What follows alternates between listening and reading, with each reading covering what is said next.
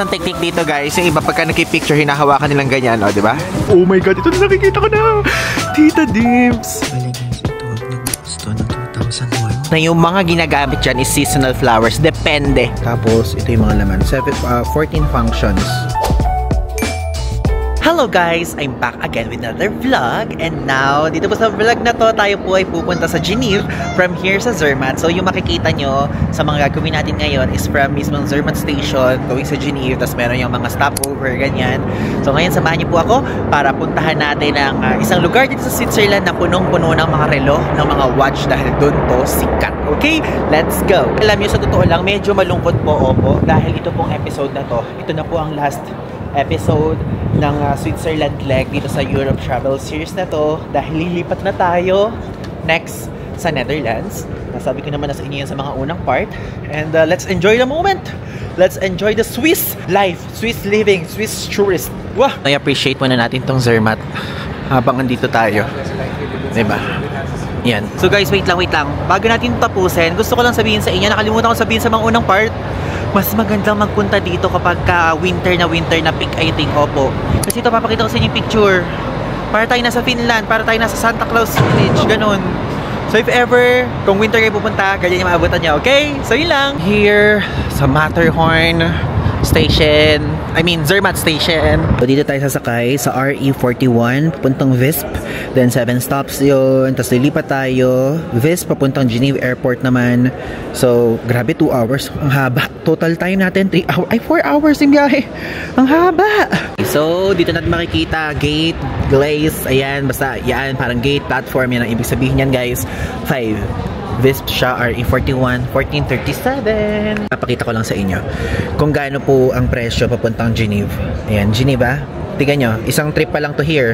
So kapag kunyari, pagka mag-Geneva kayo, 51 Swiss francs po ang bayad kapag hindi kayo naka-Swiss Travel Pass. Kaya if ever, kung kayo po ay pupunta dito sa Switzerland tapos mag-i-stay kayo ng longer stay, I highly suggest mag-Swiss Travel Pass kayo or Swiss half fare card. Okay?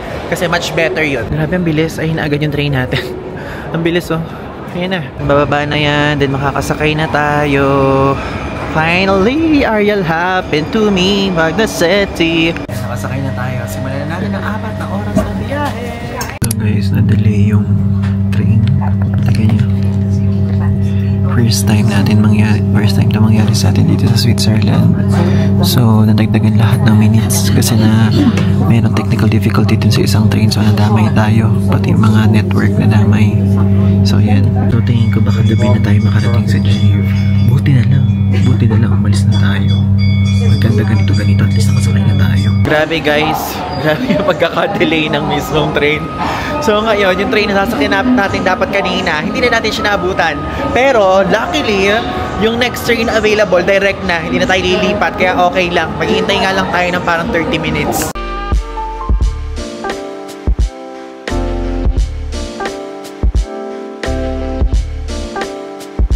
Okay, finally guys, nakarating na ngayon tayo dito sa Geneve Station.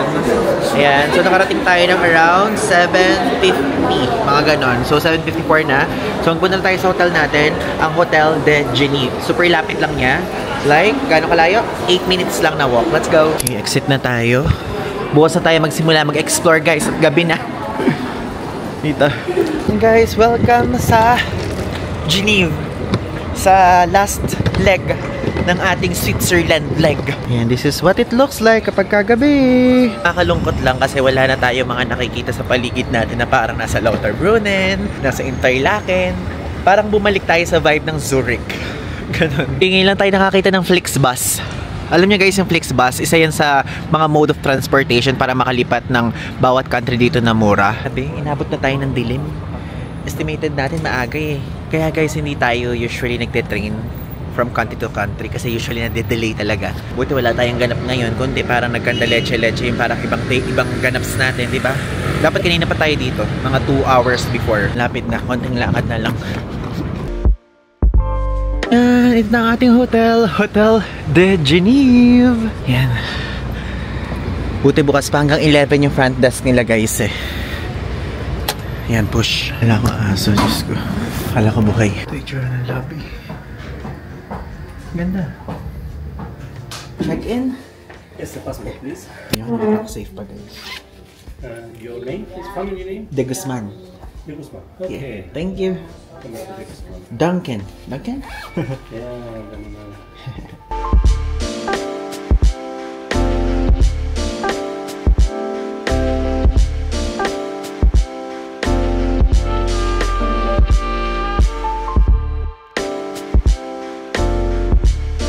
So yan guys, nagbayad tayo ng city tax na 7.50 Swiss francs. Yun ang bayad dito. Kasi yung city tax bawat area nila iba-iba, okay?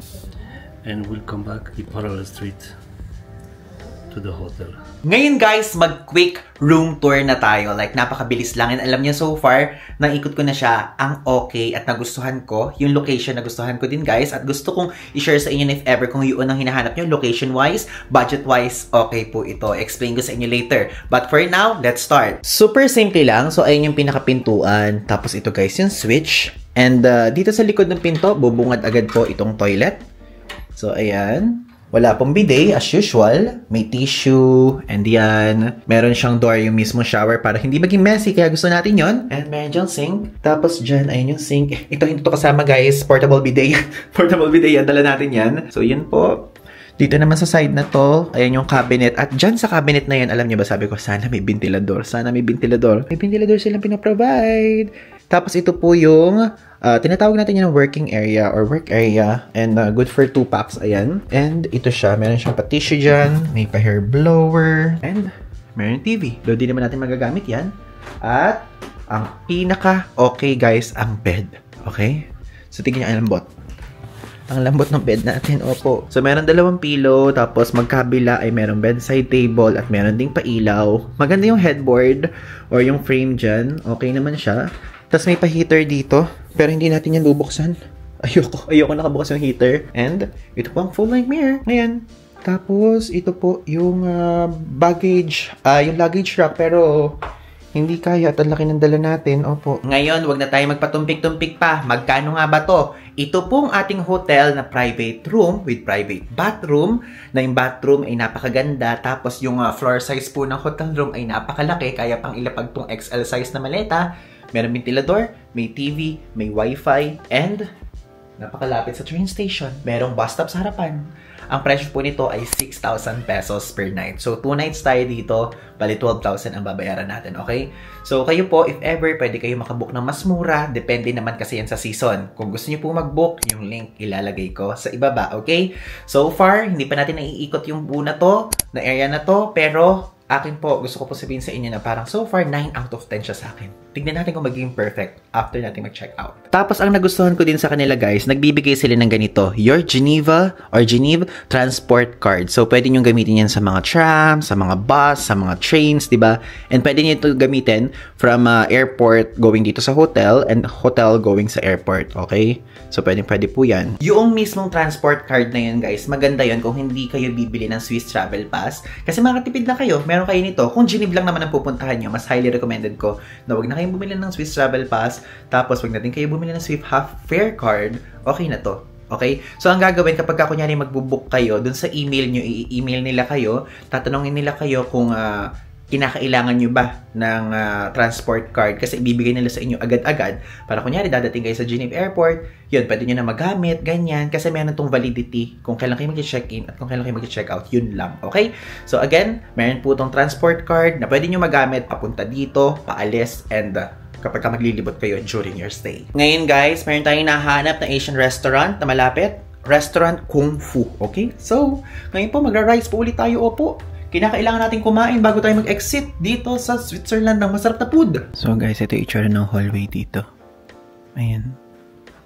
Ganyan siya. Very, hindi modern. Tapos ayan, baba na tayo. Ayan. So, saan ba? Okay. 1 ba? Ay, hindi. 0. And papunta tayo ngayon sa ating na-research na Asian restaurant. Parang may nagkakagulo dito. And guys, Kung Fu! Okay, Restaurant Kung Fu. 77 nakalagay. So sige, pumasok na tayo. Let's eat. Let's go. Ayan, tayo ay nakakita ng Chinese restaurant. Finally! Hindi na tayo magpa-fries, hindi na tayo magpa-burger, hindi na tayo magtitinapay. Gusto ko guys yung meron ng mga meron ng mga pictures yung mga nandito, di ba? Oh. Thank you. Mahal pala, Diyos ko Lord, 28 Swiss francs. Pero special naman kasi yan. Ayan po, pause nyo na lang guys para makita nyo. So far, yung soup dito is 9.90. Appetizer ito, 6.90. Vegetable spring rolls.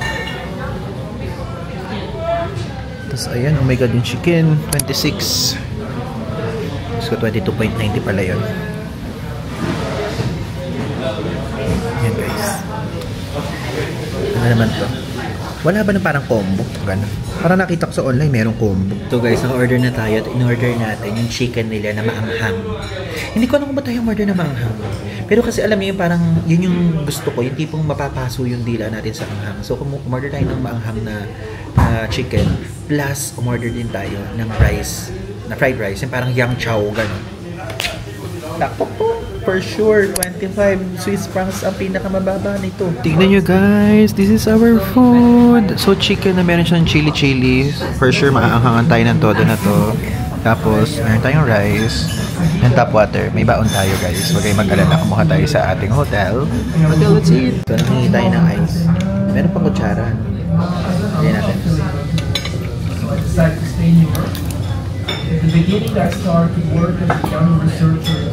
So, let's eat na. Ganun na natin ito kasi maubos naman natin.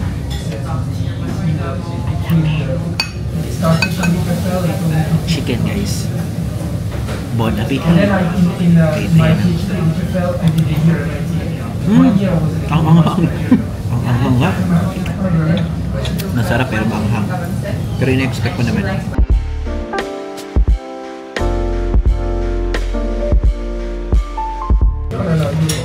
Guys, ang anghang. Parang lumabay labi ko. Thank you. Ang anghang. Dahil panitira yung puro sili. So guys, nangingi na ako ng isang malaking pitche. Saka ito. Napaka-anghang. Diyos ko Lord, super. So, ang binayaran natin ay 31.80 Swiss francs. Diyos ko.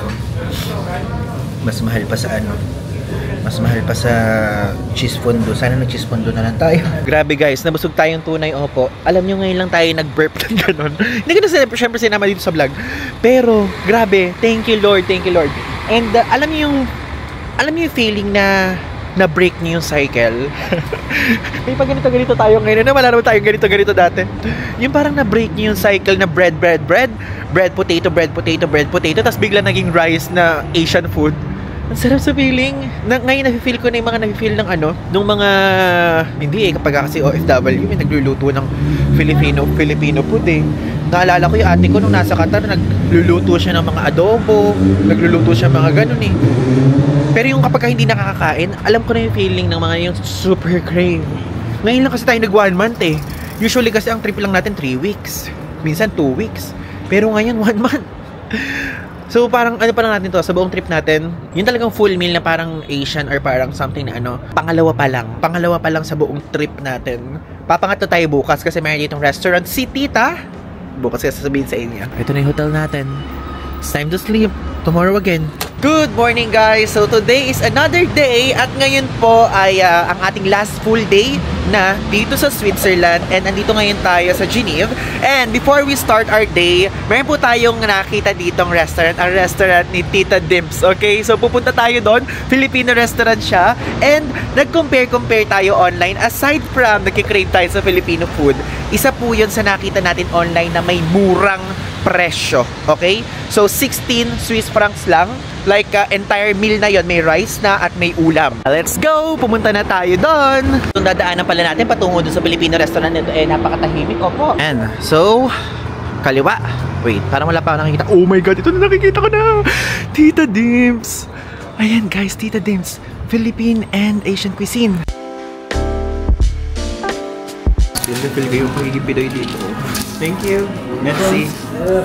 Meron na tayo mga nakitang suka, mga chili garlic, mga magazine. Ito itsura.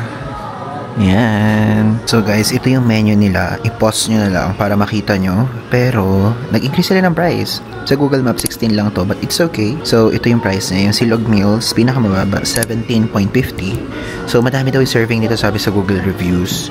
Tapos ito, mga dimps platter, 21.50. Sisig, adobo, inasal, with rice and egg na yun. Tapos ito, vegetarian. Ayun, kimchi fried rice, tofu teriyaki, ganyan. May pansit din, guys. Ayan, if ever, kung gusto nyo. Yan. And also, empanada and buko pie. Diba? So, I think, ang order na lang natin. Mamili tayo dito. Let's check first. So, guys, meron silang pachicharap dito. Diba?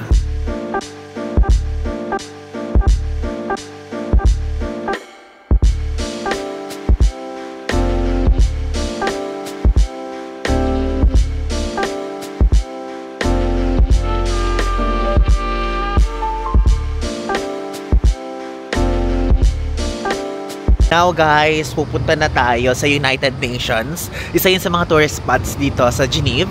And yung review natin po sa pagkain na yung Filipino restaurant na pinuntahan natin, okay siya, okay? So i-rate ko siya ng 9.5 out of 10. Okay? So if ever kung gusto niyo po magpunta dito, pwede kayo magpunta ng Tita Dimps. Okay doon, okay? Dito kasi yung sakayan ng bus. Punta tayo sa kabilang side. Again, lahat po ng sasakyan natin ngayon ay kasama po ito sa Swiss Travel Pass. Kaya wala tayong babayaran. But, kung wala kayong Swiss Travel Pass, pwede po kayong gumamit ng Geneva card na ibibigay ng mga hotels nyo dito. Lalo na kung yung same hotel tayo, nagbibigay sila. Dito tayo guys sasakay sa Bus 20 Valavran. We are finally here sa United Nations HQ area dito sa Geneva. Papalapit na tayo. And guys, dito meron ditong madaming watawat. Papakita ko sa inyo, hanapin natin ng Pilipinas. And makikita nyo dito ang broken chair. Sikat na sikat yan guys dito sa area na to. Explain ko sa inyo.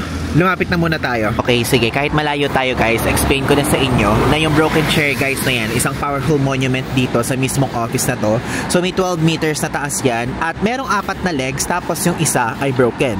So ang ibig sabihin niya guys, itong tatlong to, ang sinisimbolize niyan is strength and resilience. Tapos yung missing leg, ang sinisimbolize naman nun is yung mga tao na kung saan guys ay nawala ng limbs because of the landmines and cluster bombs. Naalala ko nung nag-tour tayo dito with SMB, kasama to, kaya lang parang masama yung pakiramdam natin na hindi tayo nakababa. So yun, ang taas. Isang technique dito guys, yung iba pagka nakipicture, hinahawakan nilang ganyan, o, diba? Tanananan! Itong pinaka-broken chair na to guys, naging symbolismo na to ng peace and human rights dito sa United Nations. O, diba? Yan yung makikita nyo dyan. Toink! Itapat natin dito, makikita po natin ang mga watawat dito. At actually, andyan ang Pilipinas for sure. But, hindi kasi tayo makakapasok. So, ispatin na lang natin. Yan, punta muna tayo dito. Yan! Yan, pasok na lang natin guys yung kamay natin kasi bawal eh. Toink! Daming watawat, wait. Alam nyo, hindi ko makita yung Pilipinas kung nasan. Kasi hindi mahangin eh. Hindi man lang siya hinahangin. Ayan.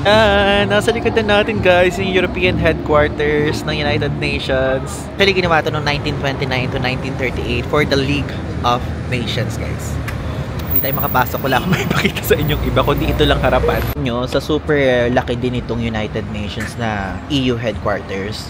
More than 8,000 meetings ang nagaganap dito annually. Pasensya na guys, di ko kayo may papasok sa loob. Dito lang tayo, para lang tayo ditong uy, hello, hello. Para lang tayo naghihintay dito ng mga artista, ng mga ganon. Nakatambay lang, ganyan. Attempt tayo guys pumasok. Ayan, tignan natin kung pwede, magpaalam tayo. Okay, so ganun lang kabilis, bawal. Mapapasok na sana natin yung second largest na headquarters. But alam nyo guys, ang pinakamalaki po ay yung nasa New York. Manifesting, sabay-sabay tayo mag-manifest na makakapunta tayo sa United Nations New York soon. Sana sa malamig daw season, Lord. Doon nyo kami dalhin sa New York sa malamig. Huwag sana sa mainit. Pusa tayo guys doon, and now sasakay na tayo sa tram. Pupunta naman tayo sa Patek Philippe Museum. So, yun po ay isang brand ng relo. And later explain ko sa inyo kung bakit puro relo yung sinasabi ko sa inyo patungkol dito sa Geneva.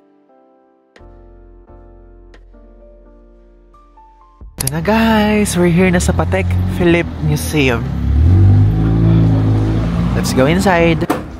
Automatic door, nakalagay. Hindi automatic. So guys, ayan, nakalibre tayo ng ticket dahil mayroon tayong Swiss Travel Pass. So 0 lang yung binayaran natin. So guys, bawal gamitin yung Osmo Pocket. Kaya camera ng cellphone yung gamit natin, okay? Maninibago kayo. Bale guys, ito, nagbukas to ng 2001 at nang nag-open ito, syempre, si Patek Philippe Watchmaking Company. So, iba't ibang relo ang makikita nyo dito. Tapos yung mga designs. Wow, ang ganda naman ito.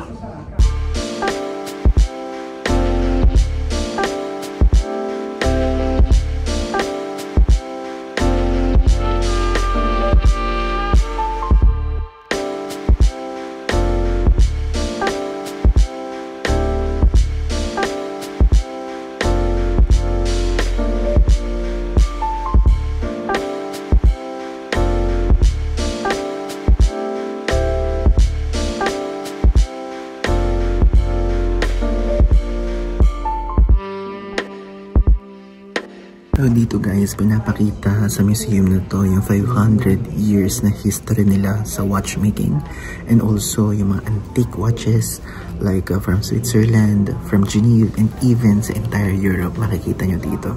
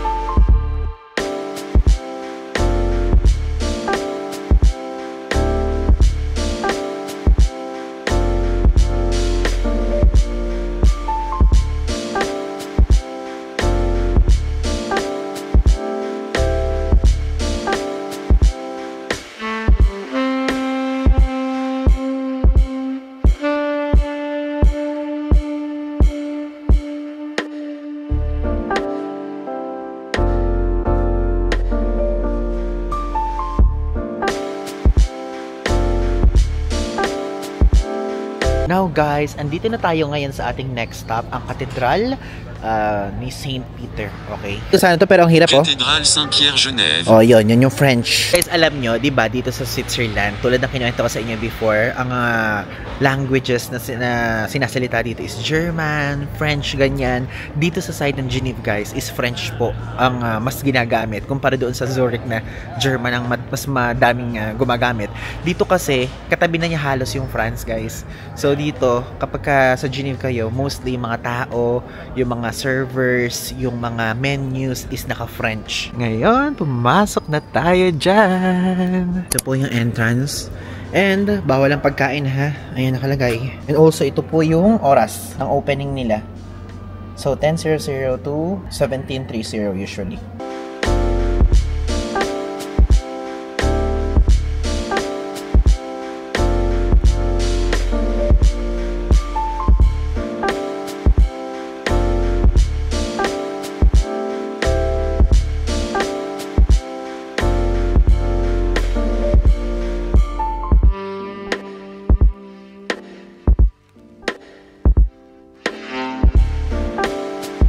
Ngayon, ang next naman nating puntahan yung two sa mga iconic landmarks dito sa Geneva, which is yung flower clock and yung mismong water jet, okay? So guys, ito, bumaba tayo dito. Natutuwa lang ako, ito. So tattoo shop siya.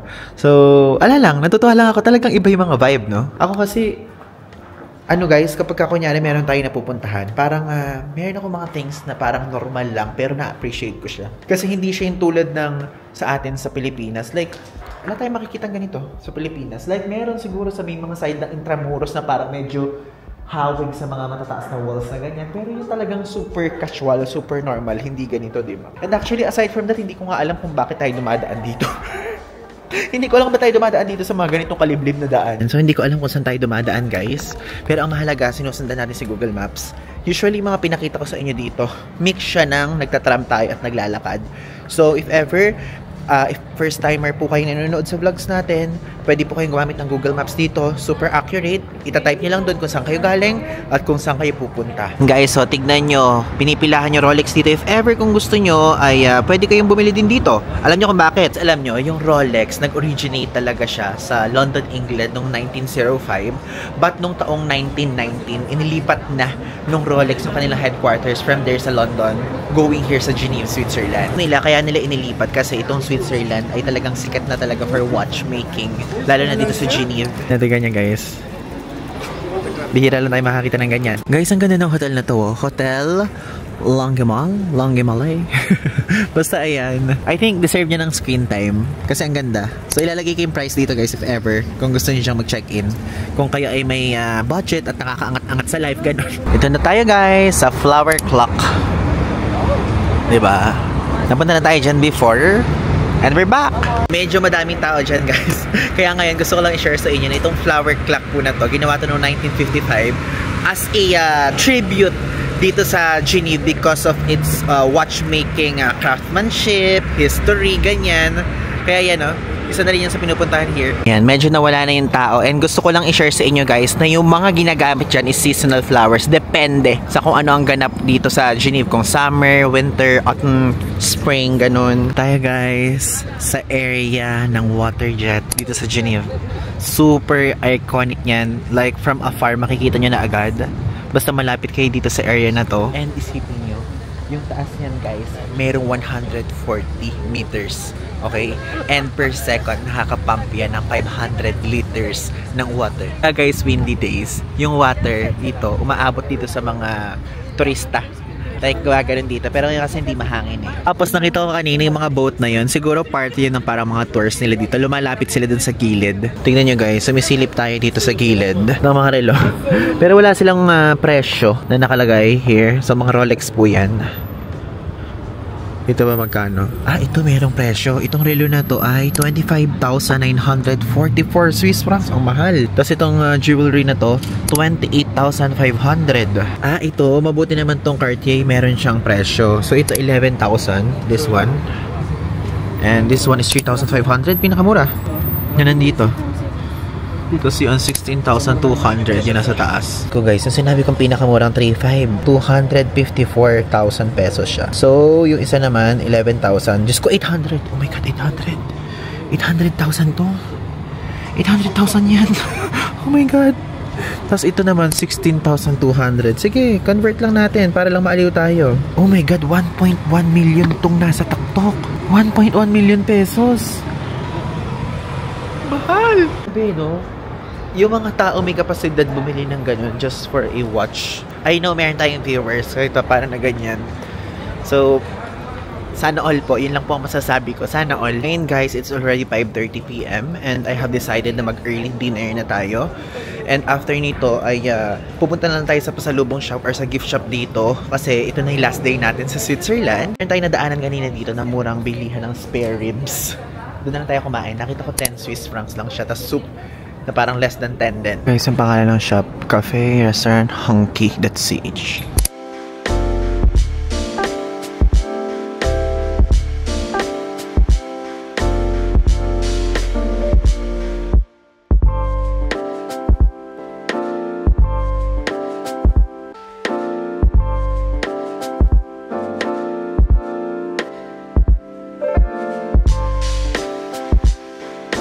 Ito guys, ang ating food, chicken and rice. So parang ito yung in-order natin doon sa Paris. Yung katabi ng ng Generator Paris na hotel, no?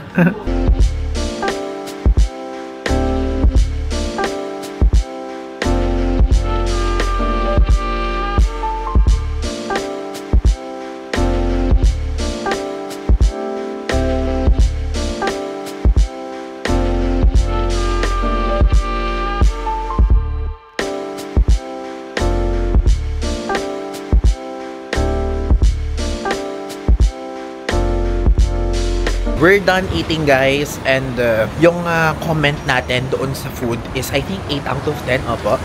Okay naman siya, kaya lang masyado siyang maasim. Same lang siya nung in-order natin sa Paris pero alam niyo parang kumakain tayo ng kinatas na orange. Gano'n na meron nasa chicken. Orange chicken nga naman kasi talaga siya. Lemon chicken yung doon sa pero Hindi ko in-expect na ganun ka-super. So if ever, kung naghahanap pa rin naman kayo ng Chinese resto, I think okay pa din siya. Ibang menu lang, ibang food lang ang ordering nyo. Lalakad na tayo papuntang Altitude, which is yung murang bilihan ng pasalubong dito. Naalala ko dito tayo before, dyan, nung naka-SMB tayo, nung naka-travel agency, may stopover dyan. Ganun. Ayan, ito po yun, Altitude. I-type nyo lang sa Google Maps, Altitude. Tapos lalabas to. Mura dito guys. Diyan. Guys, so diba? Meron dito nung... ito yung nail clip, 580, 35 Swiss francs. Yung nakita natin. Na, 35 din dun sa Zermatt eh. Iba-iba yung presyo. So, ang pinakamura... ito, 16 Bantam. Pinakamura siya. Meron din parang card. Ang galing naman. Ay no? Parang naka-card. Nakakatuwa. Natuwa ako. Pero parang ito gusto ko. Yun. Pero guys, kasi kung titignan nyo, 39 yung ganito. Super kompleto na. Tapos yung ganito, 35 ang liit. Pero, hindi siya kompleto. Pero may panggupit siya. Kahit yun sa kompleto na lang tayo, tingin nyo. Kasi yung ganito, okay siya, Diba? Ito naman kasi walang gunting. Gusto ko kasi may gunting. Yung parang may ganito, Ito may gunting siya, color black, 35 Swiss francs. Tapos, ito yung mga laman. 14 functions. So, nakalagay ba sa likod yung function? Nakalagay pala sa likod. Hindi ko lang maano kasi nakalock. Pag-isipan natin mabuti. Pili na muna tayo ng t-shirt kasi nangako ako sa father ko ng t-shirt.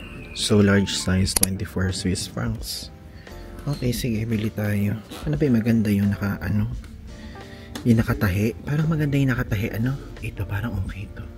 Sige, mag-request tayo ng large. Ito siya, Diba? Para premium yung style, nakaganon. Hindi lang siya basta print. Sige, bilhin natin. Sige, ang bilhin na lang natin guys, ito.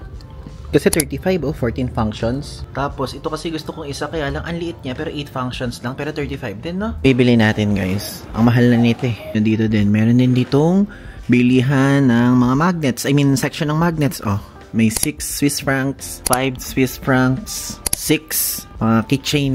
Ang ganda naman nito, Yan. Tapos mga pang shot, pang wine glass. I mean, pang shot, pang beer. Pang beer ba ito? Ayan, ganyan.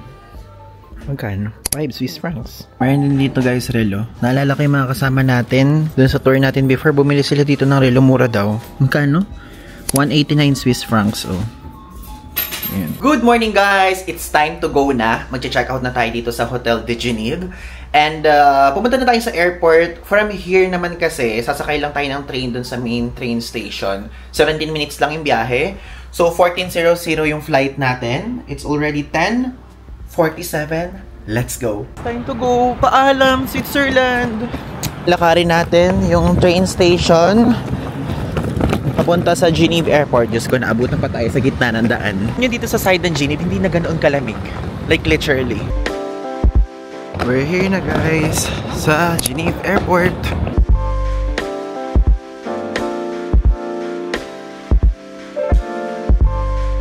Nalagay guys din sa screen, platform 3 yung Genève Airport, but always check baka mabago. Dito tayo, number 3. Grabe, sulit na sulit sa atin si Kao, saka si Taipei 3.0 na maleta, and also yung strap. Genève Airport, 11:08. Okay, we're here na. So, medyo mabilis lang yung biyahe. 11:08 tayo. Pumasok sa train, then lumabas tayo 11:15. One stop lang, andito na agad tayo sa Genève Airport. Check muna tayo dito sa Klitang Food sa Migros before we go out. Yan. Mukhang masarap to. Pero syempre ang laki niyan, hindi natin orderin yan. Oh my god, banana bread! Hindi pala carrot cake pala to. Na-miss ko yung banana bread. Uy, madami silang hot meals dito sa airport. Uy, lasagna. Sige, tumigim ulit tayo nito. Sarap to Ay, ang init pa, Lord. Okay, mamimiss natin to guys. Type ko siya, pero hindi siya yung perfect na perfect Kaya bumili tayo.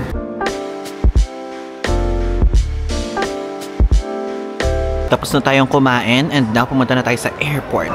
Remember guys, kung ayaw nyo ng pasta, sa, kunyari sa Migros, gano'n na makikita nyo naman dito, pwede kayo mag-McDo.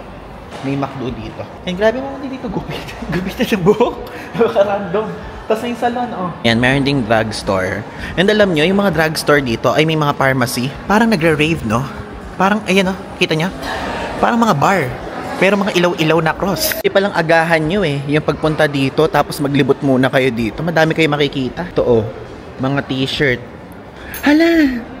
Mas mura dito yung t-shirt, guys. Special price. Oh, mas mura yung t-shirt, Switzerland. $12 lang. Ay, 12 Swiss francs. Yung binili natin 24, edi sana nakadalawa pa dito. Oh, pwede kayo dito guys, Manor. Oh, sayang, maganda pa naman to. Oh, maganda pa naman siya. Diba? Oh, sayang naman. Yung mura dito ng mga ano, yung parang walang sleeves na jacket, gano'n, no? Tignan nyo, 9.95. Pero pag kinonvert yan, mahal na rin yan. Alam niyo, meron sa ating mga nagdi-DM sa Instagram na mag-try daw tayo ng matcha at donut dito. Yan lang guys, kasi ang mahal kasi for a single donut. Kaya nanghihinayang ako. Pero ayun, may matcha sila. Pero hindi tayo magmamatcha ngayon. Konting tiis na lang naman nasa Pilipinas na tayo. Nyo guys, lagi tayong ano, diba? Lagi tayo merong mga pautot na parang tawag doon? Yung parang pa-surprise, ganyan. Kung kailan tayo next na pupunta. Ang gusto ko lang sabihin sa inyo, guys, ang last quarter ng ating 2025 ay talaga naman pong pinaghandaan po natin. At matutuwa kayo kung saan tayo pupunta. I'm so excited and I'm so happy. Guys, nakita ko na naman itong iPhone 17 Pro. Mas pinili natin mag-Europe kaysa mag-iPhone. So, ayan po. Ito yung flight. Nakalagay dyan. Ayun tayo, Amsterdam. KLM.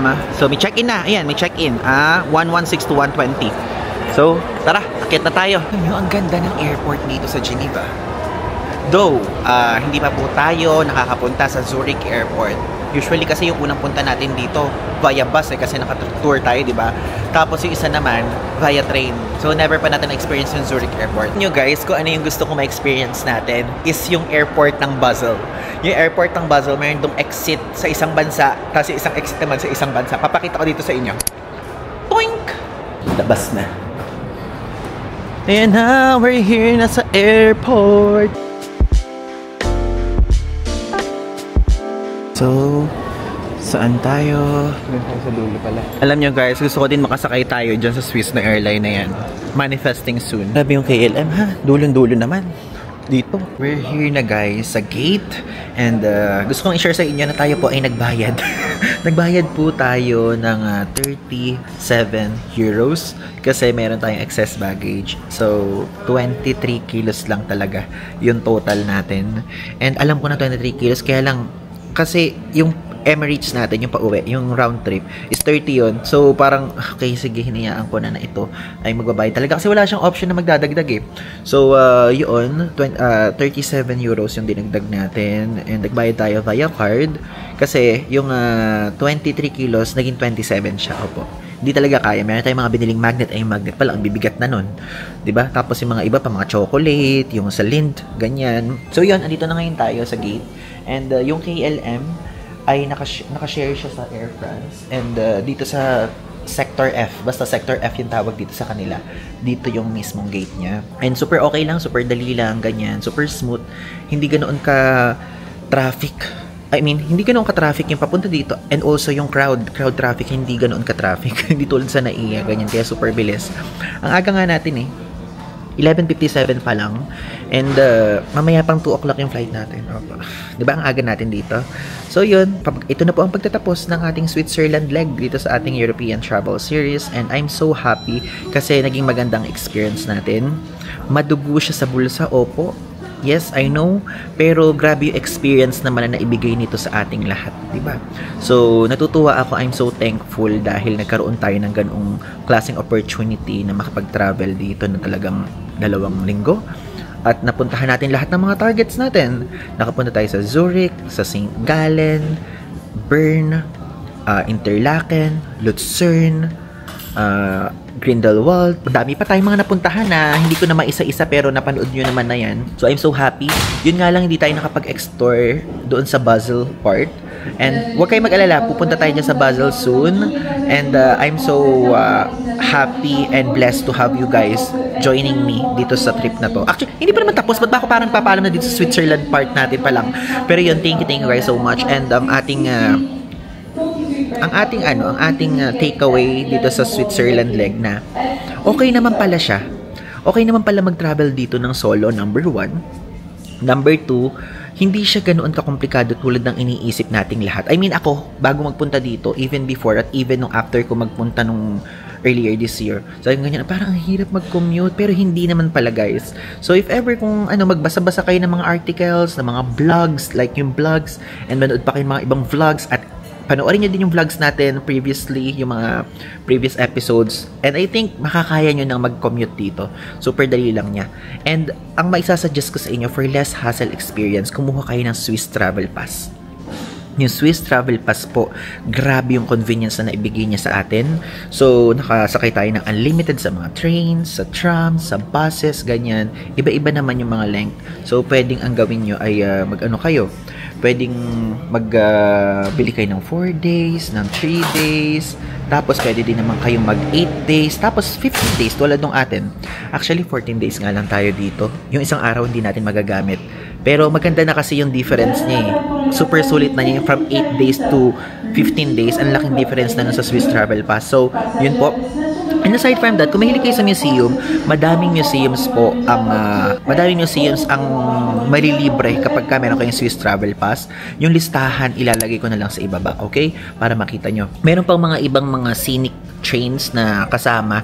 Yun nga lang, hindi na natin nasakyan yung iba dahil aside from number 1 is yung budget. Mahal din po kasi kahit may Swiss Travel Pass, sabihin natin ganyan. Tapos number 2 is mas priority natin yung sightseeing and mas priority natin yung mga activities na pinakita ko sa inyo. So yun naman po. Tapos, kapag meron kayong Swiss Travel Pass, hindi lang siya malilibre. Yung ibang mga may bayad na private companies is bibigyan kayo ng 50% off. Kaya yun, doon ako natuwa sa ganung klaseng factor, okay? So, super less hassle guys and super safe. And hindi nga natin ginamit yung PackSafe natin na bag. Kasi yung PackSafe na bag, ginagamit ko lang siya guys pagka medyo napaparaning ako. So, hindi natin siya ginamit sa Switzerland kasi talagang ramdam ko na parang nasa Japan tayo, ganun, na nature vibe. Kasi sa Japan, medyo city vibe yung mga napupuntahan natin. Pero nature vibe, ganun. Super okay niya. Kaya if ever kung kayo po ay pupunta kayo dito sa Switzerland, planuhin nyo lang mabuti. Pwede naman kayong wag mag 14 days kasi medyo mahal talaga siya. Sasabihin ko sa inyo sa dulong part ng vlog kung magkano tayo sa Spain, sa Portugal, sa France, sa Switzerland, and even dito sa next nating leg which is sa Netherlands, okay? So yun po, if ever kung meron kayong tanong, i-drop nyo lang dyan sa ibaba at yung mga iba pa namang mga naiisip ko pa at maiisip ko, isasama ko sa pinaka-final episode which is yung summary ng trip natin, budget, expenses, lahat ng mga links ibibigay ko sa inyo yan. Okay? So yun guys, maraming salamat at thank you guys for watching at sa pagsama sa atin dito sa ating Switzerland leg and even for watching the previous Europe vlogs. Okay? Matayo po tayong lalabas na vlogs and if ever kung di pa kayo nakaka-follow, feel free to follow me po sa aking social media accounts na iba. Ilalagay ko dito user handle. Diyan po mas updated po tayo dyan real time. Again, this is Ivan Guzman and abangan niyo po mga susunod natin vlogs dito sa Europe. So, yun lang. Thanks!